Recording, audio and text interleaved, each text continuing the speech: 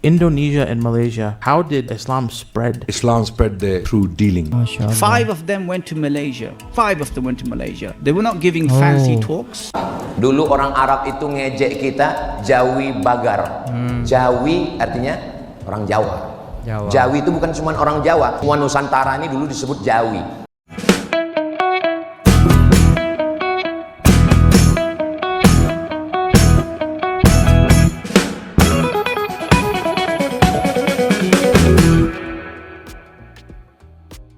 Assalamualaikum warahmatullahi wabarakatuh. Jumpa lagi dengan saya guys, Cak Mujib. Gimana kabar teman-teman semua? Semoga sehat selalu dalam lindungan Allah Subhanahu wa taala, dijauhkan dari segala mara bahaya, malapetaka, bencana dan bala serta berbagai macam penyakit. Amin amin ya rabbal alamin.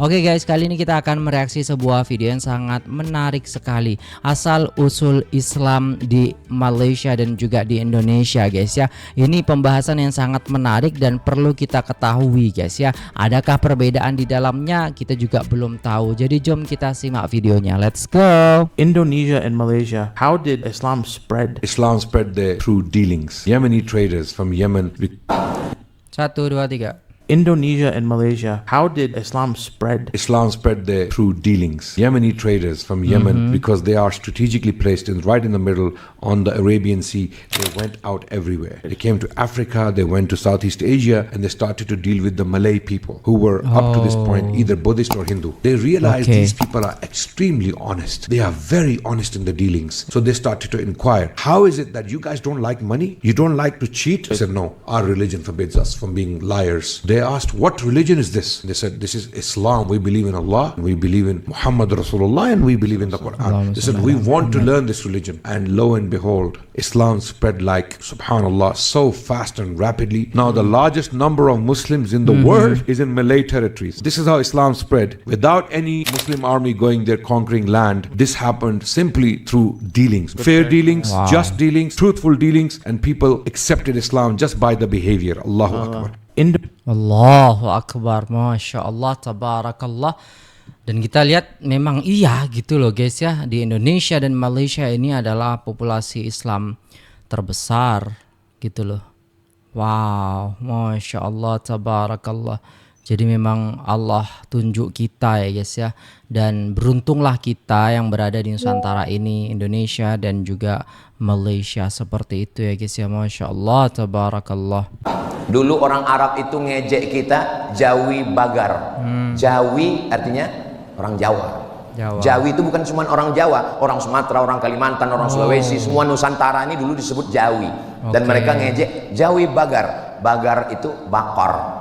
Bakor kok kan ada dalam surat Al-Quran, Al-Baqarah, sapi. Asal ngelihat orang kita Jawi Bagar. Kenapa dia ejek kita Jawi Bagar? Karena nggak lancar ngomong Arab.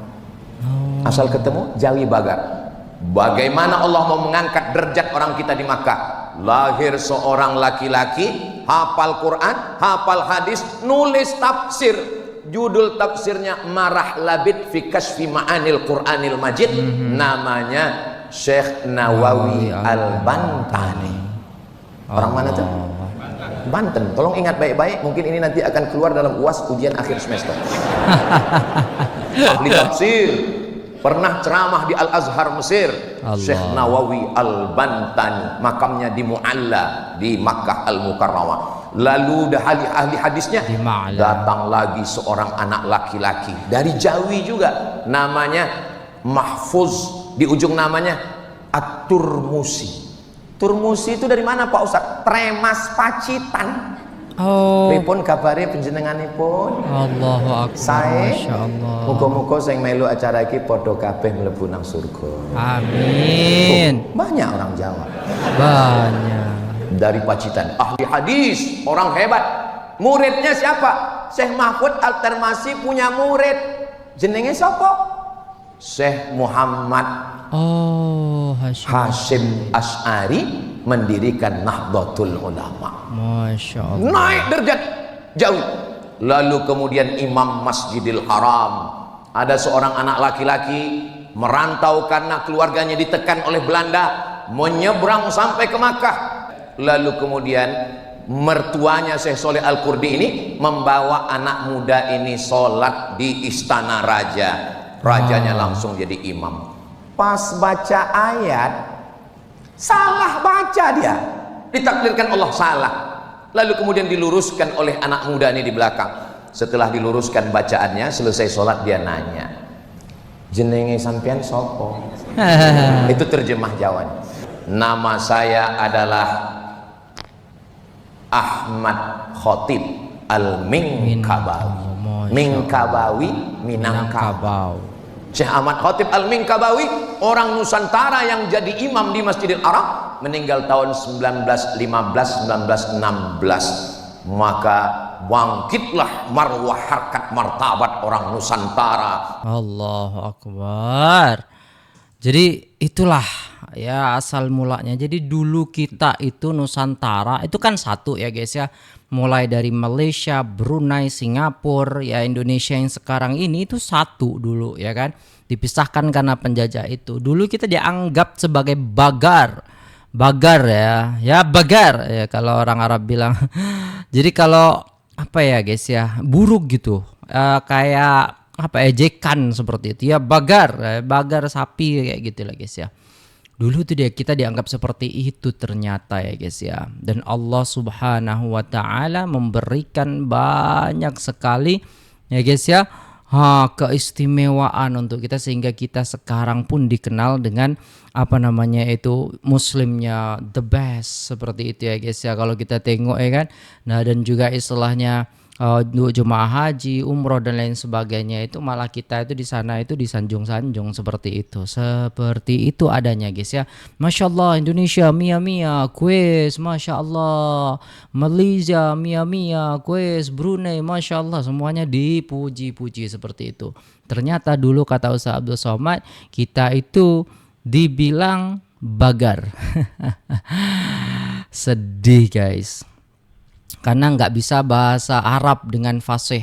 Tapi kalau teman-teman lihat sekarang kawan-kawan kita yang tinggal di sana yang dari Malaysia, dari Brunei, dari Indonesia, ya guys ya, kita boleh tengok di sana mereka semua fasih bercakap bahasa Arab.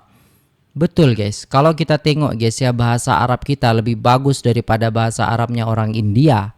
Orang Pakistan itu lebih bagus kita guys ya. Kadang orang Pakistan itu campur-campur dengan bahasa mereka sendiri, membuat kosakata sendiri, sedangkan kita enggak. Kita memang belajar di situ dan langsung menguasai seperti itu dan cepat kita menguasainya. Ya, rata-rata istilahnya pekerja di sana itu dalam waktu 1 tahun itu mereka sudah fasih dan bisa bercakap, mau ngomong apa aja bisa seperti itu ya guys ya. Masya Allah tabarakallah. Dan di video di awal tadi kita bisa melihat juga bahwasanya bagaimana penyebaran agama Islam di Nusantara ini, Indonesia ataupun Malaysia ya, tanah Melayu itu sangat-sangat fast, sangat-sangat cepat katanya. Dan ini juga karunia yang Allah berikan kepada kita, keistimewaan yang Allah berikan kepada kita semua. Masya Allah. Dan ini wajib kita syukur ya guys ya. Alhamdulillah thumma alhamdulillah. Only 9 people from Hadramaut, 9 people from Yemen, from the family of the Prophet, Allahumma salli barak alayhi, 9 people. They went to Indonesia on the intentions. One of the intentions was calling people to Allah subhanahu wa ta'ala. 9 went to Indonesia and the whole land became Muslim. The whole land became Muslim. 5 of them went to Malaysia. 5 of them went to Malaysia. They were not giving fancy talks. 5 dari mereka pergi ke Malaysia. Mereka tidak memberikan ceramah yang muluk-muluk. Okay. The intention was calling people to khair. Because calling people to khair is khair in itself. And they went there with beautiful adab, beautiful akhlaq. People saw them and they said, we want to be like this. MashaAllah. And the whole land became Muslim. Only Masya Allah tabarakallah, only 9 people ya yang dikirim ke Nusantara ini ya guys ya. Allahu Akbar. 5 di Malaysia. Mereka tidak ceramah muluk-muluk ya guys ya, tapi mereka menunjukkan akhlak dan adab. Masya Allah tabarakallah. Dan sampai sekarang kita pun masih kental dengan adab, dengan akhlakul karimah di dalam mata pandangan kita. Jadi kalau orang berakhlak, orang beradab, itu lebih mulia daripada orang yang berilmu tapi tidak beradab. Seperti itu ya guys ya. Masya Allah. Dan itulah kebaikan ataupun syiar yang sebenarnya. Kita menunjukkan akhlak yang baik sebagaimana dicontohkan oleh baginda Nabi Muhammad sallallahu alaihi wasallam. Masya Allah, tabarakallah. We Muslims, we ruled India for more than 1,000 years. If we wanted, we could have converted each and every Indian at the point of the sword. We didn't do it. Today, more than 80% of the Indians are non-Muslims. These 80% non-Muslim Indians, they are giving shahada. They are bearing witness that Islam was spread by the sword. Today, the country which has the maximum number of Muslims, it is Indonesia.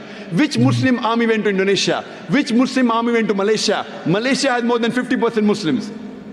Which Muslim army went to the east coast of Africa? Zakir Naik sebut Malaysia negara terbaik untuk Muslim, bukan Arab Saudi, Indonesia ataupun Dubai. Wow. For your information guys, betul apa yang disampaikan oleh Ustaz Zakir Naik di sini Mas apa tuh? Masihnya berpakaian mahasiswanya berpakaian sopan, apalagi yang pakai jilbab. Nggak ada yang berlomba-lomba ikutin tren kayak di Indonesia. Di sini pakai jilbabnya tetap longgar.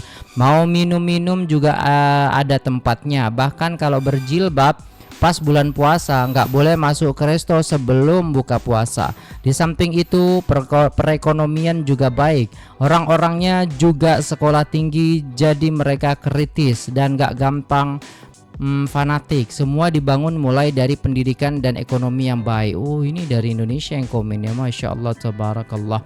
Oke guys, dan kita boleh tengok ya guys ya, bagaimana awal mula Islam di Nusantara ini, di Indonesia ataupun di Malaysia. Dan kalau kita tengok ya guys ya, banyak sekali pembahasan-pembahasan yang juga mungkin kita belum tahu seperti itu ya guys ya. Tapi yang disampaikan oleh syekh-syekh ataupun orang-orang yang menyampaikannya tadi, ada Ustaz Abdul Samad, Ustaz Zakir Naik dan juga orang-orang lainnya yang mereka mengatakan bahwasannya ya Islam di Nusantara ini itu sangat cepat guys ya. Ini salah satu keunggulan ataupun kelebihan yang Allah berikan kepada kita. Dan sekarang pun kita kalau kita istilahnya ke Arab Saudi udah nggak dibilangin bagar lagi gitu ataupun sapi lagi, karena kita juga sudah berubah kastanya gitu guys ya.